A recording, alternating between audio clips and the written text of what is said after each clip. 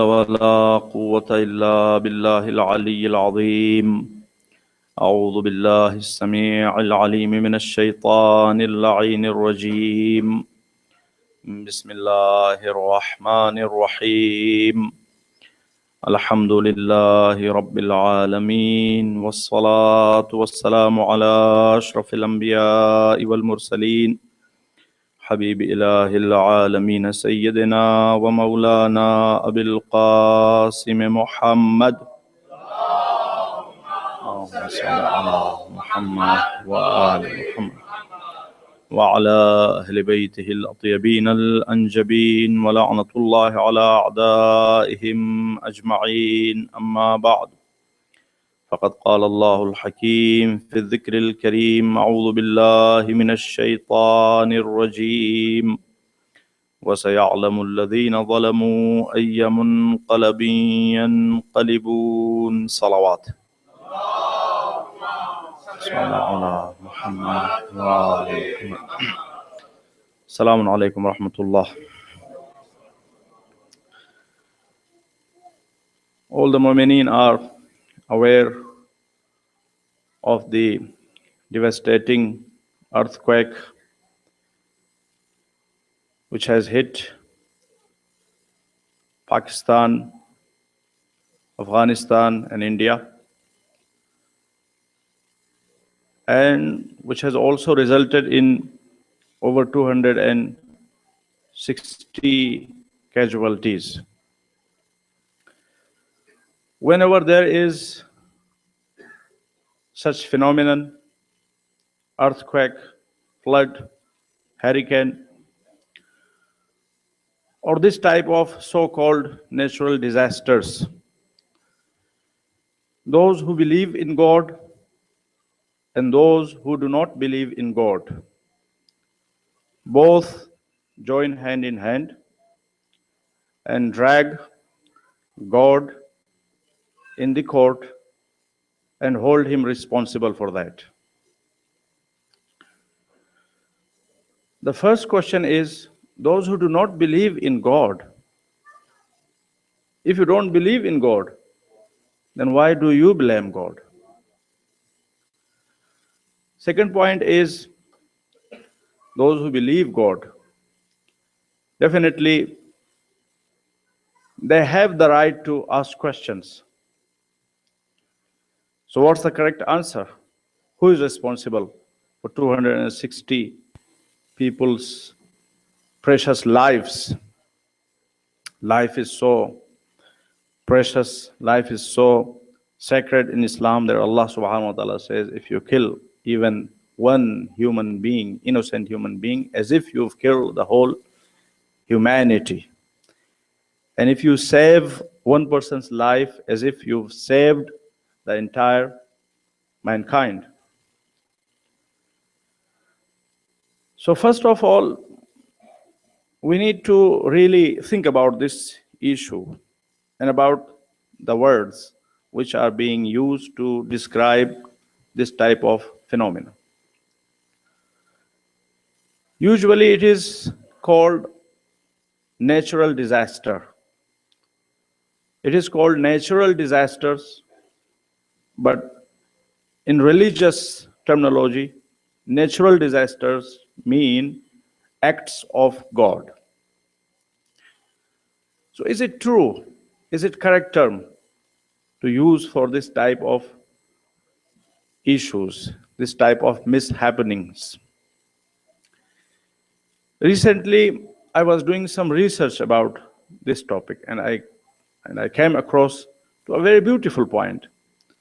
There are many environmentalists and ecologists who believe this is not the correct term. We shouldn't use natural disasters or God-made disasters for this type of phenomenon. Instead, they confirm that these are man-made disasters. Probably those who've suffered, they have no hand in earthquake or in flood. or in hurricane or in any other this type of issues. Probably humans who've lived thousands of years ago, they are responsible for that. They've violated the laws of Allah subhanahu wa ta'ala, the safety of the environment, and out of their negligence, out of their selfishness, people are suffering now. So definitely they've gone from our sides, but they cannot go from Allah subhanahu wa ta'ala's records. So they are going to be held responsible before Allah subhanahu wa ta'ala. This is the first point. It's not act of God, it's act of man. It's man-made. Secondly, as Allah subhanahu wa ta'ala has, there is a very beautiful verse which Allah subhanahu wa ta'ala has mentioned about all these phenomena. The verse says, Ma asa ظهر الفساد في البر والبحر بما كسبت أيدي الناس. ظهر الفساد في البر والبحر بما كسبت أيدي الناس. The land and the ocean both have been filled with corruption, with injustices. By who? بما كسبت أيدي الناس. By people. By people's misuse. This is a clear verse in Quran which talks about these issues. And definitely at the time of revelation, people really should have struggled to understand this verse, because this verse is not talking only about the land. This verse is also including the water. And at that time there was no crime being committed in water. So I'm sure people, they just read this verse, but they couldn't understand it.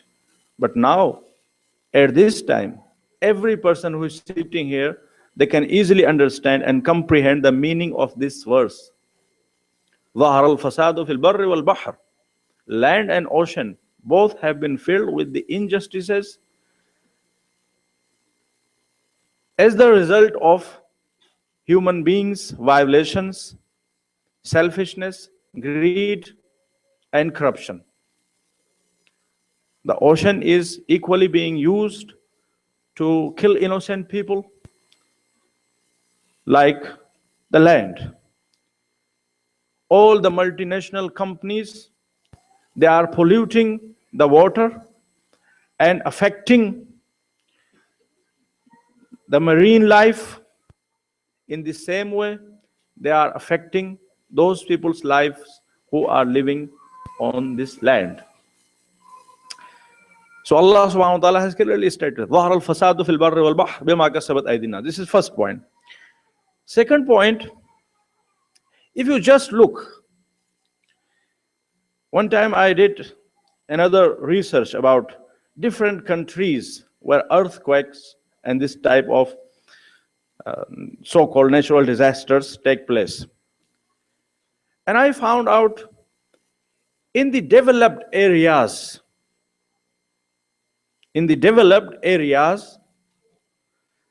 the casualties is nothing when it is compared to the impoverished areas. For instance, if you just take the example of Japan. In Japan, earthquake strikes. But if you look at the casualties with the same magnitude or even higher magnitude, the earthquake in Japan was, for instance, of 8.5 magnitude Richter. And in Pakistan, for example, it was 7.2. Or in Iran, it was 7.2. But if you look at the casualties, the huge difference, there is a huge difference. So who is responsible for that? And even in the same area where earthquake takes place in so-called third worlds, If you look at the casualties, most of the victims are poor people, those whose life standard is so low. So who is responsible for that? Definitely the system of the world, who has done so much injustices and discrimination that people still in this century, in this era, are living in mud-made houses, in clay-made houses. I was reading the news about this current situation in Pakistan, and they had clearly mentioned that most of the victims of this earthquake are those who are living in mud-made houses, in huts. So isn't it strange that in this century, in this era, in this time, still there are people who are living in clay-made houses? So who is responsible for that? Definitely people, not Allah subhanahu wa ta'ala. And those who, let's look this issue from another perspective. Just suppose there was no mischief thousands of years ago or millions of years ago which resulted in this earthquake. Just suppose. Supposing something impossible is not impossible. So it is impossible that Allah subhanahu wa ta'ala has had any hand in the earthquake or this type of natural disaster, so-called natural disaster. But just imagine, even if even if it was an act of Allah subhanahu wa ta'ala, an act of God, still Allah subhanahu wa ta'ala cannot be held responsible. How? Just imagine I am sitting here, hale and healthy, talking to you, and all of a sudden, I get a stroke, or I get heart attack and I die. Would you say Allah subhanahu wa ta'ala is unjust? No one would say. So Allah subhanahu wa ta'ala has clearly announced through all his messengers, through all his scriptures, that at every time you should be prepared for your death. It can come to you at any point without any warning. So those people who lost their lives, they lost their lives and they died. And everyone is meant to die. And Allah subhanahu wa ta'ala has created them. Allah is the sole and only creator of them. So they were given the life by Allah subhanahu wa ta'ala, and now Allah subhanahu wa ta'ala has taken their lives, has taken them back to himself. Is there anything wrong? There isn't anything wrong. What about those people? And definitely they are going to be judged according to their actions. If they were good, they will be enjoying most luxurious life, which cannot be compared to any kind of life in this world. And if they were bad, they will pay the price. What about those whose houses, or what about those who've suffered the trauma of losing their beloved ones? If they believe in Allah subhanahu wa ta'ala and they remain patient, definitely they are going to receive great reward from Allah subhanahu wa ta'ala. Like for instance, a person dies and the family, grieving family, if they are patient, if they are observing the faith, they are going to receive great reward from Allah subhanahu wa ta'ala. So in the same way, those people who lost their beloved ones in earthquake or flood or in any other disaster, they are going to great reward from Allah subhanahu wa ta'ala. They are going to receive great reward from Allah subhanahu wa ta'ala. And what about those people whose houses have been destroyed? They are the main sufferers, in fact. In fact, these are the main sufferers. Again, who is responsible for that? Whenever there is an earthquake, there is a flood, all around the world, people just talk how it happened, why it happened. No. Islam says no. Never talk in this way. Think about what can you do. Not how and why. Think about what can you do. How can you improve the situation? That is your responsibility. Okay. And there are very few people who think from this perspective. If you just look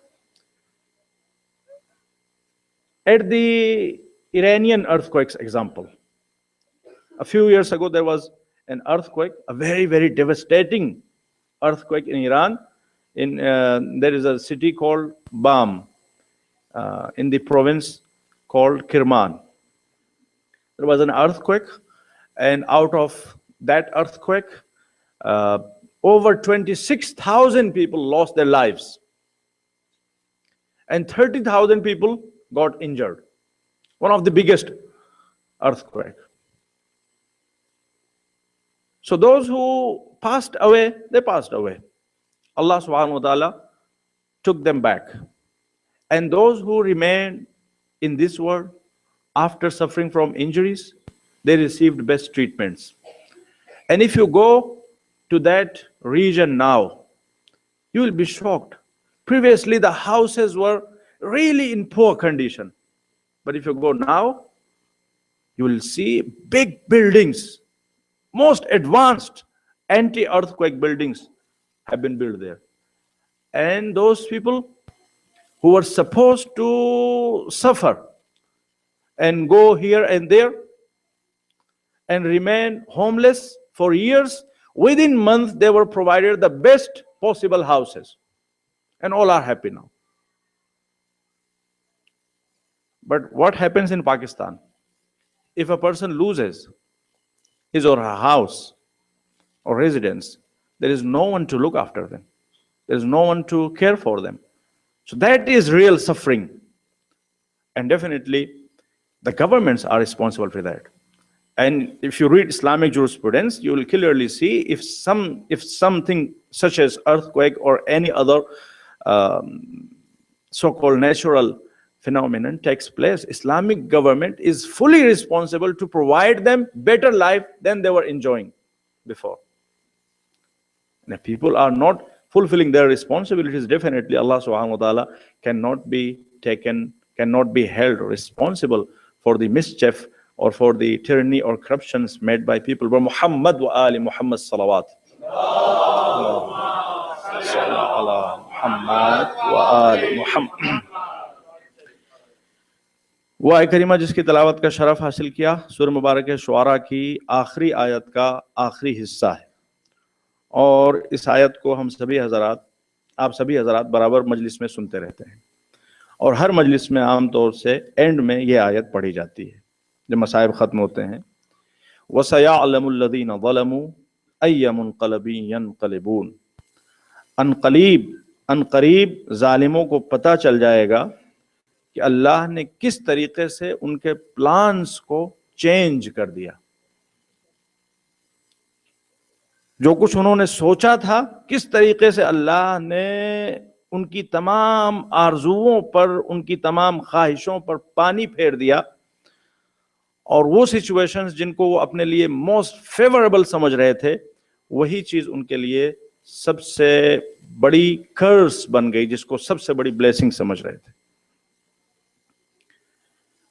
और इज़ान मोहतरम, अगर आप देखें तो ऐसा इस दुनिया में बहुत होता है, और ये अल्लाह का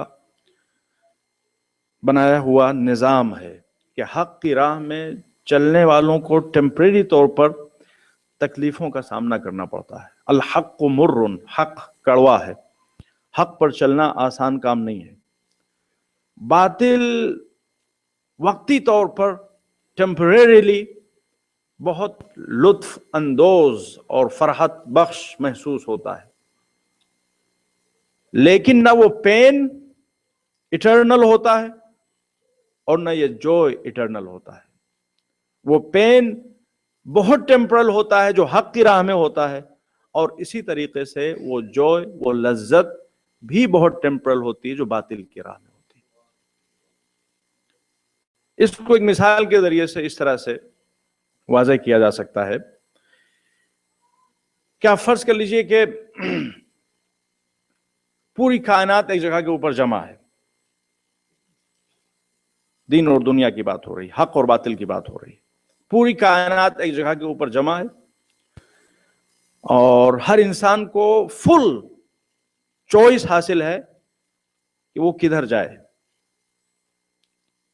ایک طرف چاروں طرف بڑے بڑے لاؤڈ اسپیکرز لگے ہوئے ہیں جہاں سے اناؤنسمنٹ ہو رہا ہے کہ ادھر آئیے، ادھر جنت کا راستہ ہے، اور دوسری طرف بھی اسی طرح سے یا اس سے بھی زیادہ لاؤڈلی شور مچایا جا رہا ہے کہ ادھر آئیے، ادھر جہنم کا دروازہ ہے،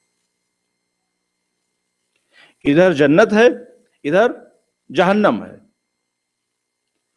ادھر شور مچایا جا رہا ہے کہ آئیے آئیے آئیے، بلایا جا رہا ہے، اور ادھر کہا جا رہا ہے کہ آگاہ ہو جائیے، اونچی آواز میں شور کے ساتھ آگاہ ہو جائیے، ادھر جہنم ہے۔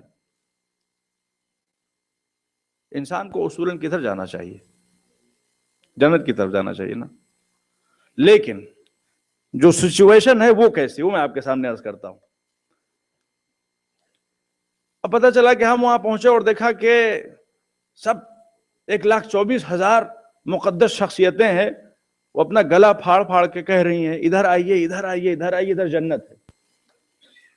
اور دوسری طرف ان کے نمائندے ہیں جو اونچی آواز میں نعرے لگا رہے ہیں اور لوگوں کو آگاہ کر رہے ہیں، خبردار ادھر نہ آئیے گا، ادھر نہ آئیے گا، ادھر جہنم ہے۔ میں کہا کہ مرتبہ چل کے دیکھے تو صحیح کہ کیا ہے، ایسے تھوڑی چلے جائیں گے ہم بھی تو انسان ہیں، ہمارے پاس بھی تو عقل ہے۔ تو اب جو ہم ادھر گئے جدھر جنت کا شور مچا ہوا تھا، تو جب ہم نے دیکھا تو دیکھا کہ کچھ بیچارے ہیں، بہت تھوڑے سے لوگ، مختصر سے لوگ، ایک راستہ بنا ہوا ہے جس راستے پہ طرح طرح کے پتھر پڑے ہوئے ہیں، کانٹے پڑے ہوئے ہیں، خس و خاشاک ہے، جھاڑیاں ہیں، اور وہ بیچارے ٹرسٹنگ سچویشن، پیر رگڑتے ہوئے، خود کو گھسیٹتے ہوئے چلے جا رہے، اور جگہ جگہ وہاں پہ پابندیاں ہیں، ریسٹرکشنز ہیں، خبردار ایسے چلنا، ادھر نہ جانا، ادھر نہ جانا۔ ہم نے کہا چلیں ذرا ایک مرتبہ ادھر بھی نظارہ کر کے آتے ہیں، دیکھتے ہیں ادھر کیا ہے جدھر اتنی بری طرح سے ڈرایا جا رہا ہے جہنم ہے جہنم ہے جہنم۔ اب جو وہاں پہنچے ہم تو دیکھا کہ ایک بہت بڑی تعداد ہے اس راستے پہ چل رہی ہے، اور جتنے بھی اس راستے پہ چل رہے ہیں سب شاد و مسرور ہیں، خوش و خرم ہیں، اپنی گرلز فرینڈ کے ساتھ موج مستی کرتے ہوئے چلے جا رہے ہیں، چاروں طرف ان کے لیے کھانے پینے کی چیزیں ہیں، جو ان کا دل چاہ رہا ہے کھا رہے ہیں، مزے میں جا رہے ہیں، ہنسی خوشی بالکل مست مگن۔ اب ایک مرتبہ ہم یہاں پہ آ کے ٹھہرے کہ کریں تو کیا کریں۔ وہ ادھر وہ مقدس لوگ سب وہاں پہ بیچارے وہ کھڑے ہو کے کہہ رہے ہیں کہ ادھر جنت ہے ادھر آئیے، اور ادھر کہا جا رہا ہے کہ جہنم ہے ادھر نہ جائیے۔ لیکن ہم کو تو نقشہ بالکل لگ رہا ہے کہ کہیں پہ کچھ گڑبڑ ہو گئی ہے۔ ہم کو ایسا لگ رہا ہے کہ جیسے ادھر والوں کو ادھر ہونا چاہیے تھا، ادھر والوں کو ادھر ہونا چاہیے تھا، ادھر اناؤنسمنٹ ہونا چاہیے تھا کہ جہنم نہیں جنت ہے، اور ادھر ہونا چاہیے تھا کہ جنت ہے۔ تو اب ہم پسو پیش میں پڑ گئے، کیا کریں کیا کریں کیا کریں، سوچتے رہے رات بھر سوچتے، لیکن کربلا کا واقعہ میں بیان کر رہا ہوں آپ کے سامنے، پورا کربلا کا واقعہ۔ اب ہم رات بھر سوچتے رہے کیا کریں کیا کریں کیا کریں۔ آخر میں ہم نے کہا کہ ایک مرتبہ پھر ذرا چل کے دیکھ لیتے ہیں۔ پھر جا کے دیکھا تو وہ بیچارے وہ بری طرح سے پریشان، تھکے ہوئے، پسینے میں شرابور، گرتے پڑتے ہانپتے کانپتے جا رہے ہیں، اور ادھر باقاعدہ موج مستی، ہر طرح کی عیاشی، ہر طرح کی عشرت، ہر طرح کی لذت۔ میں کہا چلو یار ادھر ہی چلتے، چل پڑے اسی طرح۔ اب ادھر جو ہم چلے تو جب چلے ادھر تو شروع میں جب چلے تو موسم بڑا خوشگوار تھا، اور دور سے ہی ہم نے کچھ چیزیں اپنے ذہن میں پلان بنا رکھے تھے کہ جاتے ہی اس پہ حملہ کرنا ہے۔ وہاں زبردست مٹھائیاں رکھی تھی، جاتے ہی اس پہ ٹوٹ پڑے۔ زبردست فروٹس دکھائی دے رہے تھے، جاتے ہی उसको तोड़ लिया। तो शुरू में तो हमको बड़ा मजा आया, बड़ा सुहाना मौसम, खुशगवार फिजा। लेकिन जैसे जैसे आगे बढ़ते गए, जब जरा सा आगे बढ़ गए, 1-2 किलोमीटर चले, तो अब अचानक मौसम बदलने लगा। अब वो जो बिल्कुल खुनकी दिखाई दे रही थी और खुशगवार मौसम, वो all of a sudden severe होने लगा। अभी तक सूरज की गर्मी तकलीफ नहीं पहुंचा रही थी, खुशगवार आफताब था, मंजर सुहाना था, नीलगून आसमान था, लेकिन अभी अचानक वो जो खुशगवार सूरज था वो तमाज़त आफताब में तब्दील हो गया। और उसके बाद में जैसे जैसे आगे बढ़ रहे हैं, मसाइल पेचीदा से पेचीदातर होते जा रहे हैं। जो खाने पीने की चीजें थी सब वो खत्म होती जा रही हैं जैसे जैसे। और उसमें शर्त यही है कि रुकना नहीं है, ना उधर वालों को रुकना है और ना इधर वालों को रुकना है, चलते चलना है। जो जन्नत के रास्ते पे चल रहे हैं उनका भी सफर कहीं भी रुकेगा नहीं, उनको भी आगे बढ़ते ही रहना है। और जो जहन्नम के रास्ते पे चल रहे हैं उनको भी आगे बढ़ते ही रहना है। उस रास्ते के मुसाफिर, इस रास्ते के मुसाफिर, दोनों का इश्तराकी पॉइंट यह है कि किसी को भी रुकना नहीं है, दोनों को मुसलसल चलते रहना है। तो अब जाहिर सी बात है, वो हम थोड़ा सोचा कि जब धूप वगैरह लगी तो सोचा कहीं साया नजर आ जाए, जाके वहां बैठ जाए, वहां कहीं कोई साया नजर नहीं आया। हमने सोचा कि थोड़ी देर रेस्ट कर ले, तो देखा कि कुछ फरिश्ते आए, और अभी तक जो फरिश्ते हमारे फेवर में दिखाई दे रहे थे, अब उन्हीं का अंदाज बदल गया और हमको घुड़कियां देने लगे और डांटने लगे और कहा कि उठते होगे चाबुक मारे, उठते होगे ताजियाना मारे। और उसके बाद में बहरहाल अब हम मरते ना तो करते क्या, चलते रहे। थोड़ी दूर चले तो अब देखा वो जमीन जो थी वो जमीन भी संगलाख हो गई। जो अभी तक बिल्कुल हमवार जमीन थी वो संगलाख हो गई, नशे व फराद आना शुरू हुए और हम गिरने लगे, लुढ़कने लगे। और ये सिचुएशन बहरहाल वर्ष से वर्ष होती गई। और जो उधर चल रहे थे वो थोड़ी दूर तो रगड़ते रहे, खुद को घसीटते रहे, हाँपते रहे, कांपते रहे। लेकिन उसके बाद जैसे जैसे वो आगे बढ़ते रहे, यहां पे जो कुछ हो रहा था उसी को आप वहां उलट दीजिए। वो एंड अप हुए कहां? एक ऐसे आलीशान महल में, एक ऐसे आलीशान बाग में, जहां हर तरह की नेमतें, हर तरह की लज्जतें, हर तरह के आराम, हर तरह की आसाइशें। और ये एंड अप हुए कहां? ऐसे गढ़े के अंदर कि जहां पे हर तरह की मुसीबतें, हर तरह की परेशानियां, हर तरह की सौबतें। यही मसला दीन और दुनिया का है, यही मसला हक और बातिल का है, यही मसला करबला का है। इसकी मिसाल, बेहतरीन मिसाल करबला है। आप देख लीजिए, दोनों मुसाफिर आपको दिखाई देंगे। वो जो जहन्नम वाला रास्ता था उसका मुसाफिर आपको उमर साद दिखाई देगा, और ये जो जन्नत वाला रास्ता है इसका मुसाफिर हुर है। जो मुसाफिरे जहन्नम है वो उमर साद है, और जो मुसाफिर जन्नत है वो हुर्र गाजी है।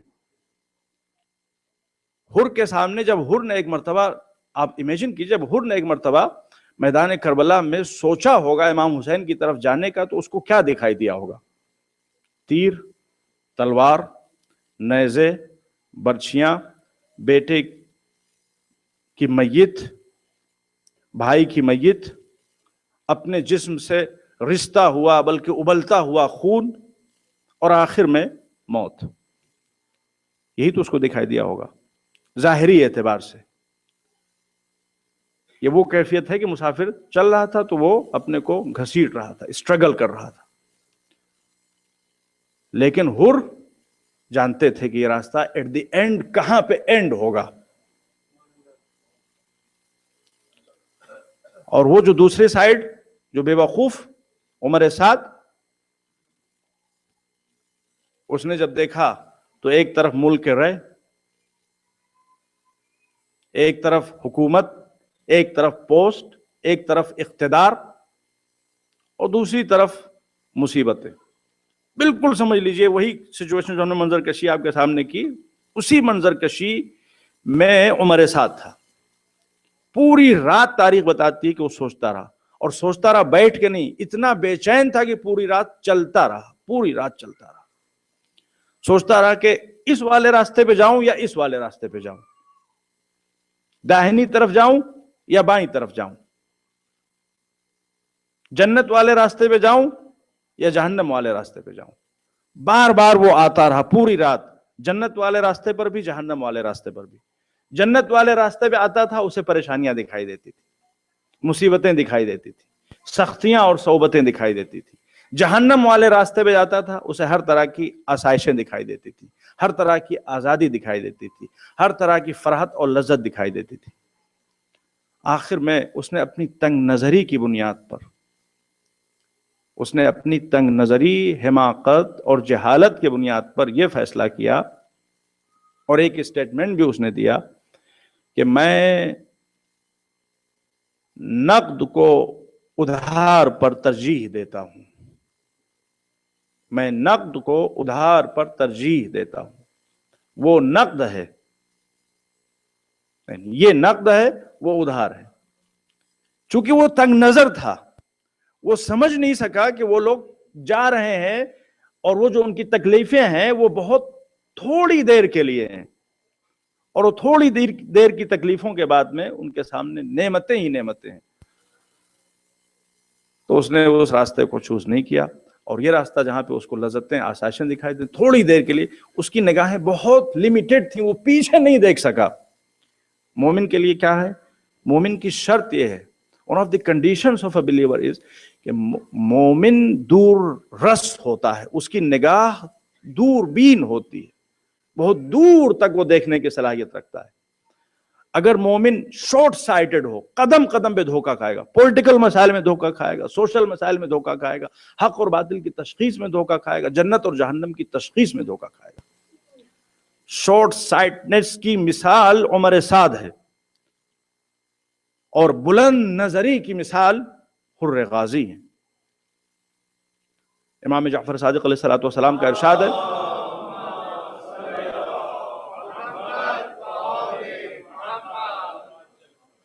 انما اصحابنا، الفاظ ایگزیکٹ مجھے نہیں یاد آنے فی الحال، اربعۃ اعین، اس میں جو لفظ استعمال ہوا وہ ہے کہ ہمارے چاہنے والے، جو ہمارے سچے ماننے والے ہیں، وہ 4 آنکھوں والے ہوتے ہیں. ہم اصحاب اربعۃ اعین، 2 آنکھیں تو ہم دیکھتے ہیں، 2 آنکھیں ہم نہیں دیکھتے. وہ 2 آنکھیں کیا ہیں؟ امام فرماتے ہیں یہ جو جسم کی آنکھیں ہیں، جسم کی آنکھیں کتنی ہی شارپ کیوں نہ ہو، اس سے آپ ایک لیمیٹڈ ڈسٹینس تک دیکھ سکتے ہیں، اس کے آگے آپ نہیں دیکھ سکتے. اگر آپ بہت آگے تک دیکھنا چاہتے ہیں تو جسم کی آنکھیں وہاں پہ بیکار ہیں، اس لیے کہ جسم لیمیٹڈ ہے، تمام لیمیٹیشن. ابھی ہم کل وہاں کوثر سینٹر گئے تو وہاں پہ ایک مومن نے ہم سے ایک سوال پوچھا، تو ان کا سوال یہ تھا کہ اللہ سبحانہ و تعالیٰ بندوں سے حساب کتاب کس زبان میں لے گا؟ وہ سمجھتے تھے کہ اللہ کو بہت سی زبانیں بولنا پڑیں گی، کس زبان میں حساب و کتاب لے گا؟ ہم نے کہا یہ تو ہم نے کہیں نہیں پڑھا کس زبان میں حساب و کتاب لے گا، لیکن یہ ہے کہ بہرحال جنت کی زبان عربک ہوگی. تو ہو سکتا ہے اس کے ذریعے سے آپ نتیجہ نکال سکیں کہ حساب و کتاب بھی عربک میں ہوگا. تو ان کا جو امیڈیٹ کوشچن تھا وہ ظاہر ہے کہ واضح ہے کہ جو لوگ عربی نہیں بولتے ان کا کیا ہوگا. ہم نے ان سے صرف ایک جملہ کہا اور وہ بے حد خوش ہوئے، اور ان کا کہ ہمیں پورا جواب مل گیا. یہ زبان وغیرہ کی اور اس طرح کی تمام لیمیٹیشنز، تمام ریسٹرکشنز اس جسم کثیف اور اس جسم غلیظ کے لیے ہیں. روح مجرد ہے، یہ فلسفے کی زبان ہے، مجرد ہے، مطلب یہ کہ وہ free from all sorts of limitations. اسی لیے آپ دیکھیں کوئی بھی انسان مرتا ہے وہ کسی بھی زبان کا بولنے والا ہو، جب تنقیل پڑھائی جاتی ہے تو کیا کہا جاتا ہے؟ اسمع افہم، اور شانہ ہلا ہلا کے کہا جاتا ہے، 3 مرتبہ شانہ ہلا ہلا کے اسمع افہم، اسمع افہم، سن اور سمجھ. اگر وہ سن نہیں رہا ہے تو اس کا شانہ ہلا ہلا کے کہنے کا کیا فائدہ؟ وہ سن بھی رہا ہے، سمجھ رہا ہے. اسی لیے ہم شانہ ہلا ہلا کے 3 مرتبہ کہتے ہیں اسمع افہم، اور اس کے بعد پورا دین اپنا اس کو ہم تلقین کرتے ہیں. اس لیے کہ موت کے وقت جو کیفیت ہوتی ہے انسان کے اوپر، جو وحشت ہوتی ہے، اضطراب، اس کی وجہ سے بہت کچھ انسان ہو سکتا ہے بھول جائے. اس لیے تلقین رکھی گئی ہے. تلقین کی فلسفی ایکسٹرا ایڈ، ایکسٹرا سپورٹ، کہ اگر موت کے وقت کی جو ڈیفیکلٹی ہوتی ہے اس کی وجہ سے کچھ چیزیں بھول گیا ہے انسان، تو اس کو یاد دلایا جاتا ہے. اور دو مرتبہ تلقین پڑھی جاتی ہے، قبر میں اتارنے سے پہلے بھی اور قبر میں اتارنے کے بعد بھی. جب سب چلے آتے ہیں تب بھی تلقین پڑھی جاتی ہے. بلکہ ایک مرتبہ قبر میں اتارنے کے بعد جب وہ بھی موجود ہے ہمارے سامنے، اور دوسری مرتبہ پھر اس کے بعد میں جب قبر بند کر دی جاتی تب تلقین پڑھی جاتی ہے. تو عزیزان محترم، ہمارا جسم محدود ہے. جسم کے ذریعے سے ہم بہت سے مسائل کو حل نہیں کر سکتے. ہمارے اندر وہ براڈنس نہیں آ سکتی کہ ہم وہ جو خوشگوار موسم ٹیمپریری طور پہ ادھر دکھائی دے رہا تھا، اس کے پیچھے جو بھیانک موسم ہے اس کو دیکھ سکیں. یہ ہمارے جسم کی صلاحیت سے باہر ہے. عمر سعد نے چونکہ اپنی روح کو ڈیوسٹیٹ کر رکھا تھا، روحانی نگاہوں کو اس نے بلائنڈ کر رکھا تھا، تزکیہ نفس پہ اس نے توجہ نہیں دی تھی، سب کچھ اس نے صرف دنیا کے لیے کیا تھا، اپنے جسم کو ہر طرح سے اسٹرانگ کیا تھا، اس نے اپنی روح کو اسٹرانگ نہیں کیا تھا. لہذا اس کی نگاہیں صرف وہ جو کچھ لوگ راستہ چل رہے تھے، اس طرف بھی اس طرف بھی، اس طرف ڈیفیکلٹی اور اس طرف آسانی، صرف اسی کو دیکھ پا رہا تھا. مگر حر چونکہ ان کی روح پاک تھی، ان کی روح اسٹرانگ تھی، ان کی روح کی آنکھیں کھلی ہوئی تھیں، اور روح لمیٹڈ نہیں ہوتی، ریسٹرکٹڈ نہیں ہوتی کسی خاص ڈسٹینس تک. لہذا حر کو ادھر پیچھے کا منظر کیا ہے وہ بھی دکھائی دے گیا، اور ادھر پیچھے کا منظر کیا ہے وہ بھی دکھائی دے گیا. حر نے کیا کہا تھا؟ حر نے کیا کہا تھا کربلا میں امام حسین کو جوائن کرنے سے پہلے؟ جب کسی نے کہا تو کیا کرنا چاہتا ہے، تیرا بدن کانپ کیوں رہا ہے؟ کہا ایک طرف مجھے جہنم کے بھڑکتے ہوئے شعلے دکھائی دے رہے ہیں، اور ایک طرف جنت کا شہزادہ کھڑا ہوا دکھائی دے رہا ہے. حر نے باقاعدہ یہ الفاظ استعمال کیے، ایک طرف مجھے جہنم دکھائی دے رہی اور ایک طرف جنت دکھائی دے رہی ہے. 30,000 کا لشکر تھا، کسی کو نہ جہنم دکھائی دے رہی تھی نہ جنت دکھائی دے رہی تھی. حر کو جنت بھی دکھائی دے رہی تھی، جہنم بھی دکھائی دے رہی تھی. تو عزیزان محترم، یہ وہ مسئلہ ہے جس پہ ہم سب کو توجہ دینے کی ضرورت ہے، تزکیہ نفس، روح کی پاکیزگی. اور جس طرح سے ہمارا جسم بیمار ہوتا ہے اسی طریقے سے روح بھی بیمار ہوتی ہے. جس طریقے سے جسم صحت مند ہوتا ہے اسی طریقے سے روح بھی صحت مند ہوتی ہے. جس طریقے سے جسم زندہ ہوتا ہے، جسم مرتا ہے، اسی طریقے سے روح بھی زندہ اور مردہ ہوتی ہے. 6 حالتیں جس مولا علی کا ارشاد ہے، جسم کی 6 حالتیں، روح کی بھی 6 حالتیں. انشاءاللہ پھر کبھی ہم تفصیل سے یہ حدیث آپ کے سامنے بیان کریں گے. صلوات پڑھتے ہیں محمد و آل محمد.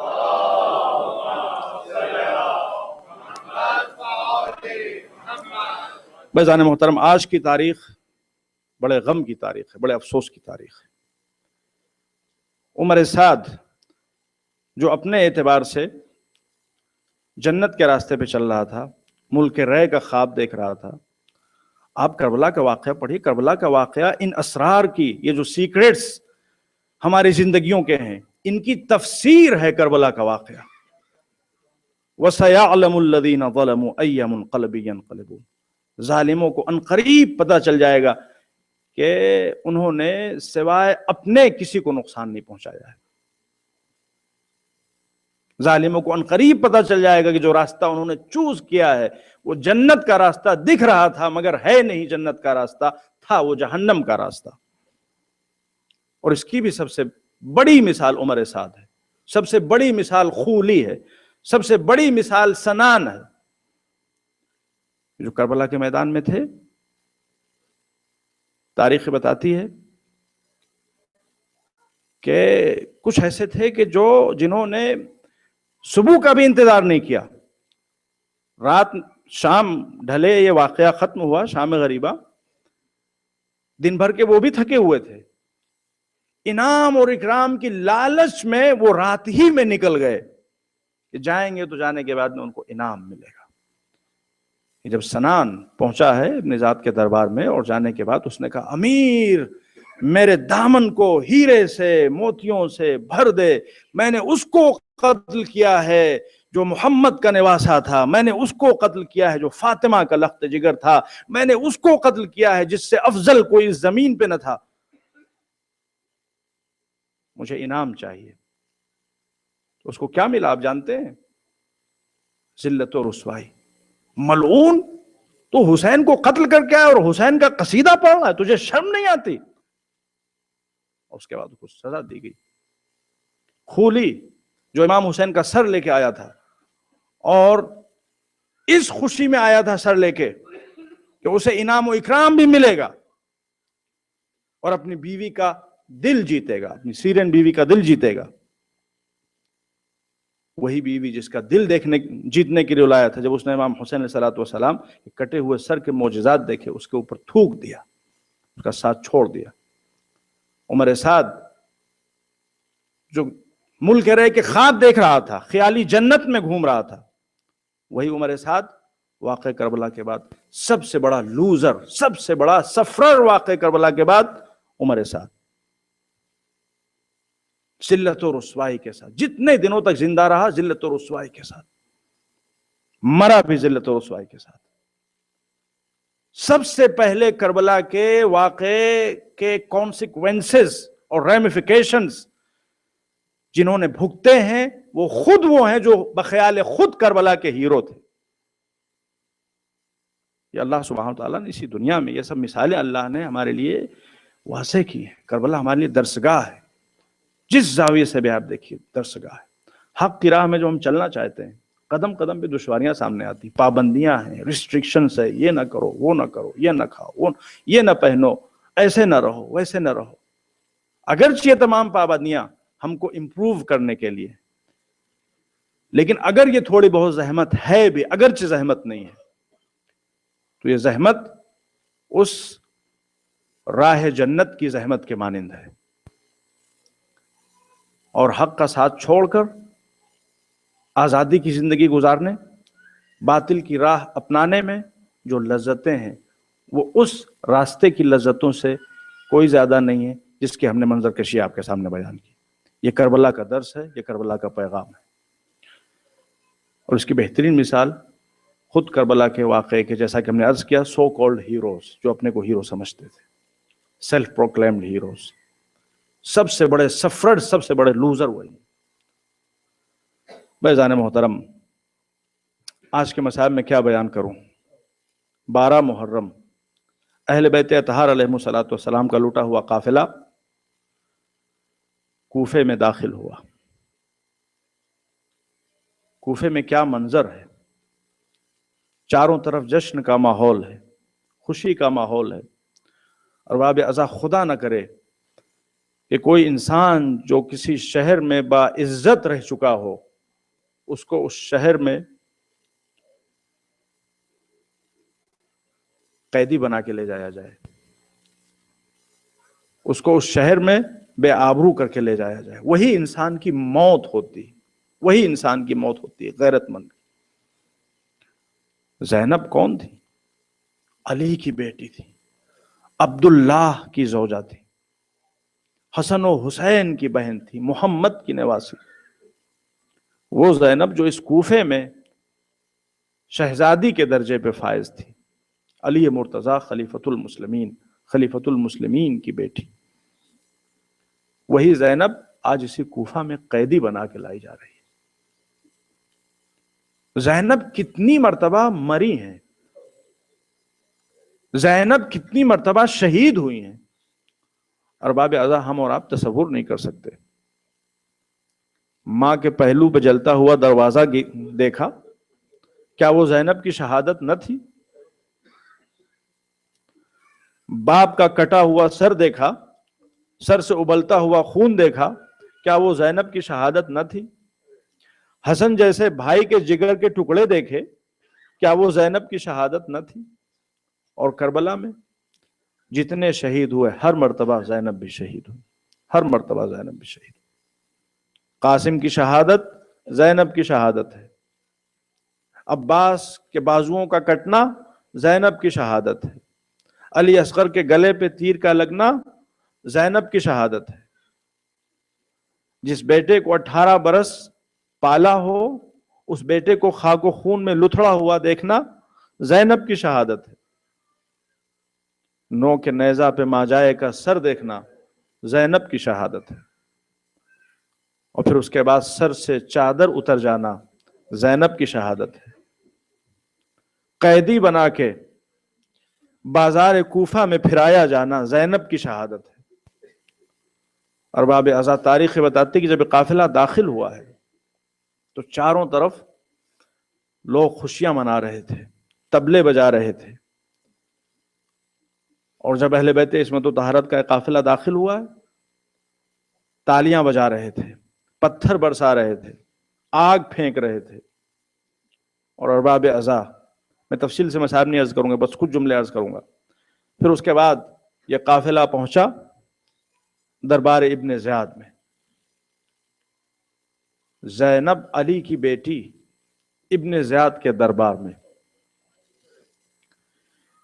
ایک بہت بڑے آیت اللہ مرجع تقلید وہ بیٹھے ہوئے تھے ایک مجلس میں.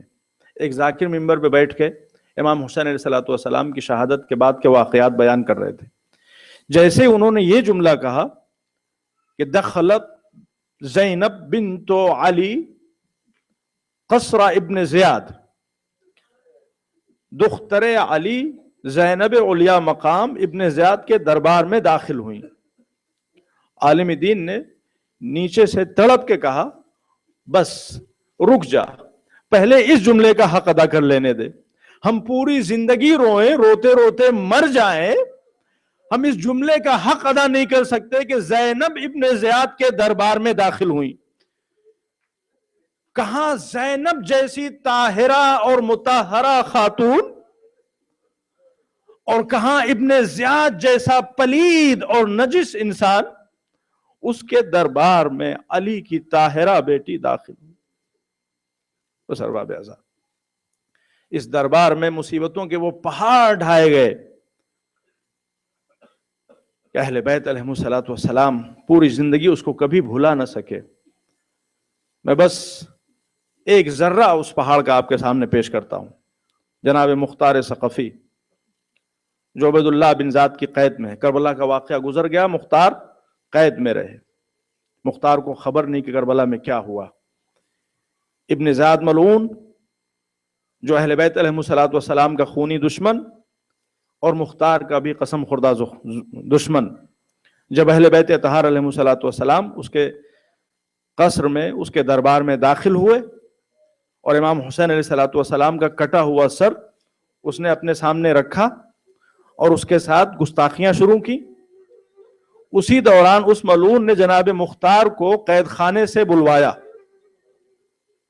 جناب مختار دربار میں داخل ہوئے، ہاتھوں میں ہتھکڑیاں ہیں، پیروں میں بیڑیاں ہیں، گلے میں توق ہیں، مکمل طور پر رسیوں میں جکڑے ہوئے ہیں. جیسے ہی جناب مختار دربار میں داخل ہوئے، ابن زیاد نے ان کا مذاق اڑاتے ہوئے کہا اے مختار، کیا تمہیں حسین سے اب بھی محبت ہے؟ کہ اے ملعون، یہ کیسا سوال کر رہا ہے، میں اور آقا حسین؟